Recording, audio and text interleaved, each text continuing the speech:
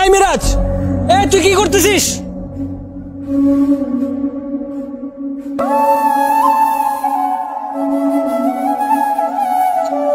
এই নামছিস তুই? তুই বাসার নিচে নাম, আরোহীরে নিয়ে আমি আসতেছি। হ্যাঁ, আমি তো বাসার সামনেই আছি। কি সমস্যা? কি সমস্যা?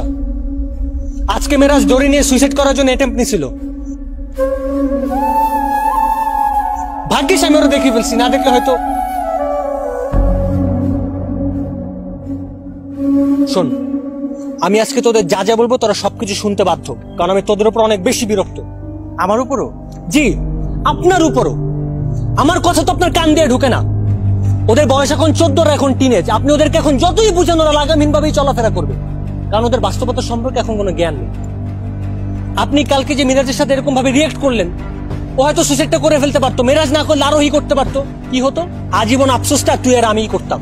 আর এই বছর ছেলে মেয়েদের এভাবে না, আর একটু অন্যভাবে বোঝাতে হবে। এবার শোন, তোকে বলি, আজকে যদি তুই সুইসাইড করতি, কার কি আসতো যেত? ও, তুই এই মেয়েকে পাবি না বলেই তো আজকে সুইসাইড করতে গেছিলি, ঠিক না? আজকে যদি তুই মারা যাই, তুই মেয়েটা বড় জোর তোর জন্য 3 মাস কান্নাকাটি করতো, তারপর ওর লাইফে তোর মতো একটা ছেলে আসতো সান্ত্বনা দেওয়ার জন্য।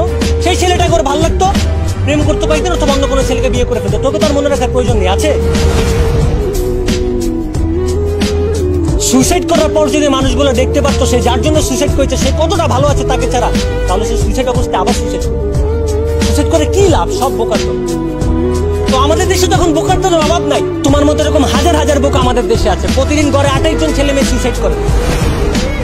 ও, সুইসাইড করাটা তো এখন একটা ট্রেন্ড। ভালোবাসাকে না পেলে সুইসাইড করতে হবে। আরে ভাই, তুমি যে মানুষটাকে না পেয়ে সুইসাইড করতেছো, তুমি মরে যাওয়ার পর সেই মানুষটাই আরেকজন মানুষের হাত ধরে তাতা তুই করে ঘুরে বেড়াচ্ছে, দাঁত কেলিয়ে হাসছে, আর তুমি বিনা হিসাবে জাহাজ।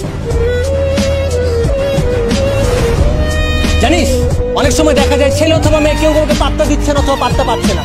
তো যেই মানুষটা পাত্তা পাচ্ছে না সে সুইসাইড করে ফেলে। আরে ভাই, তুমি বেঁচে থাকতে তোমার পাত্তা দেয় নাই, তুমি মরে যাবো, তোমার কি পাত্তা দিবে? তখন বলবে যাক আপত্তি রয়েছে।